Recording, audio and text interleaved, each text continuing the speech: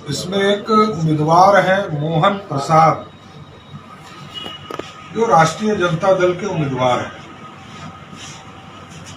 वो एक कंपनी के डायरेक्टर हैं, उसका नाम है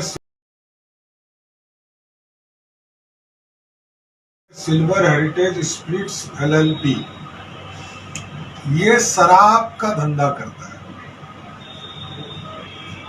और शराब के मामले में इनके ऊपर प्राथमिकी भी दर्ज है झारखंड सरकार में। और ये शराब की पेटियां सप्लाई करने के मामले में इस कंपनी के खिलाफ, इनके निदेशक और इनके मैनेजर के खिलाफ FIR दर्ज किया गया।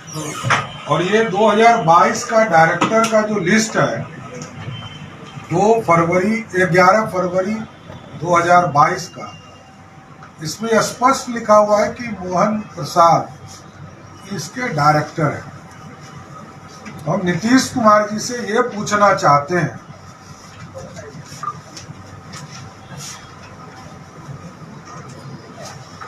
कि वो उनकी जो नीति है कि हम जो शराबबंदी यहाँ पर लागू किया गया 2016 में, क्या नीतीश कुमार जी राष्ट्रीय जनता दल के उम्मीदवार मोहन प्रसाद जी के प्रचार अभियान में जाएंगे कि नहीं जाएंगे? शराब बेचने वाला, काला बाजारी करने वाला के पक्ष में प्रचार करने जाएंगे कि नहीं जाएंगे? क्योंकि नीतीश कुमार जी ने तो गांधी जी के सारे सिद्धांत भुला दिए, सरदेव जयप्रकाश जी के सारे सिद्धांत भुला दिए। उन्होंने जो बिहार में कानून बनाया शराबबंदी, इस सिद्धांत को लागू रखेंगे कि नहीं रखेंगे? ये प्रश्न है मेरे नीतीश कुमार जी के, क्योंकि उनका पलटना उनका आदत है। इसलिए हम लोग प्यार से उनको पलटू बाबू कहते हैं, पलटू कुमार जी। तो पलट भी सकते, लेकिन मेरा सीधा आरोप है कि बिहार में एक शराब बेचने वाले व्यक्ति के लिए नीतीश कुमार प्रचार करेंगे कि नहीं करेंगे, ये बताएं स्पष्ट तौर पर। पूरा जनता दल यूनाइटेड इसको बताना चाहिए। और जिस तरह का आजकल वो बयान दे रहे हैं, अभी हम लोगों ने देखा कि बिहार के DGP के मामले में उन्होंने कहा कि अब कितना दिन नौकरी बचा है। हम लोगों को तो अब तरस आ रहा है कि ऐसा ऐसा मुख्यमंत्री होगा तो बिहार का क्या हाल होगा, बिहार कहां जाएगा? मुख्यमंत्री रूल ऑफ लॉ पे बात कर रहे हैं। भाई साहब, रूल ऑफ लॉ, कानून का राज कहां चला गया? क्या कोई अपराधी इसी तरफ बचेगा क्या? और DGP को मूर्ख बनाया है। DGP के द्वारा एक तरह से अपराध कराया गया है और इस अपराध से बच नहीं सकते। किसी की नौकरी तो टाइमली वो रिटायर कर गए हो, ये तो DGP हो गए, इसलिए इनका टेन्योर बढ़ गया। तो मेरा सीधा आरोप है नीतीश कुमार जी पर, ये अपराधियों को बचाना चाहते हैं। CBI जांच करानी चाहिए और जांच में यदि DGP इसमें दोषी हो तो उनके खिलाफ भी कार्रवाई करनी चाहिए। अब आप लोग को कुछ पूछना होता है भाई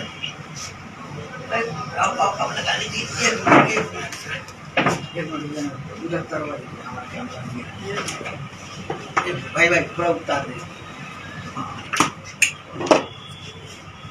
अति पिछड़ा आरक्षण को देखिए, अति पिछड़ा आरक्षण में नीतीश कुमार पूरी तरह एक्सपोज हो गए और डिपोज भी हो गए। बिहार की राजनीति में अति पिछड़ा समाज अब पूरी तरह समझ चुका है कि नीतीश कुमार, हमने कहा था कि नीतीश कुमार खलनायक है, वो प्रूव हो गया। नीतीश कुमार जी कहा, गांधी मैदान से कहा कि नहीं, इसमें आयोग की जरूरत नहीं है, 2005 में हमने आयोग बनाया। लेकिन सुप्रीम कोर्ट और हाई कोर्ट को मैं धन्यवाद देना चाहता हूं कि बिहार में आयोग का गठन किया गया, रात के अंधेरे में ही भला, लेकिन आयोग का गठन किया गया। और नीतीश कुमार जी ने पूरी तरह अपमानित किया पूरे अति पिछड़े समाज को, और लाखों जो उम्मीदवार हैं जिनका पैसा खर्चा हुआ, हम आपके माध्यम से डिमांड करते हैं सभी को, जो राशि खर्चा हुई उसको सरकारी खजाने से वापस करने का काम नीतीश कुमार की सरकार करे। आज हम लोगों ने देखा है, एक विज्ञापन में छपा है कि मेडिकल क्षेत्र में 8,000 लोगों की बहाली हुई। अरे तेजस्वी यादव से मैं ये पूछना चाहता हूं कि बहाली तो आपने किया नहीं, अरे बहाली नया करो ना। जो हम लोग करके छोड़े हैं, आदरणीय मंगल पांडे जी ने जिस विभाग को चलाया, दरेसर, कंपाउंडर, वहां हेल्थ सेक्टर में लोगों को जोड़ने का काम किया, उसी का फोटो चमकाने का काम कर, जिसको नरेंद्र मोदी की सरकार और बिहार की सरकार ने 2 जगह मेडिकल कॉलेज की स्थापना का तय किया, बेगूसराय और डुमराव में, यही लोग सैंक्शन कर दिए। अब सिर्फ फीता काट रहे। अरे फीता काटो, एनडीए के काम पर महागठबंधन सिर्फ फीता ही काट सकता है, ये मेरा सीधा आरोप। ये उन्होंने कहा है कि हम लोग जो कर रहे हैं वही प्रधानमंत्री उसका कॉपी कर रहे हैं। प्रधानमंत्री भी 75,000 लोगों को रोजगार देंगे, तो हम लोग भी कर रहे हैं, उसी मॉडल को जो है केंद्र अपना देंगे। कौन बोले हैं?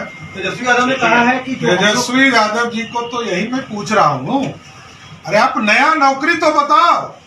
हम शिक्षक बहाली कर रहे थे, 6 फेज का नौकरी हम लोगों ने दिया, 7वां फेज का भी हम लोगों ने विज्ञापित किया। बाद में हाई कोर्ट से मामले आए, उसको भी हम ही कर रहे हैं, उसमें 2.5 लाख लोगों की बहाली होगी, वो हम कर रहे थे। तुम कहाँ हो? ना तुम 3 में थे ना 13 में थे, तुम्हारा रोल क्या है? आप बड़ा स्पष्ट समझ लो कि बिहार की राजनीति में तेजस्वी यादव ने किया क्या। पूरा बिहार डेंगू त्रस्त, बिहार के लोग, नगर विकास मंत्री आप, स्वास्थ्य मंत्री आप, बिहार से पटना से गया चले जाइए, सड़क ध्वस्त है, कौन बनाएगा? जमीन तो दो।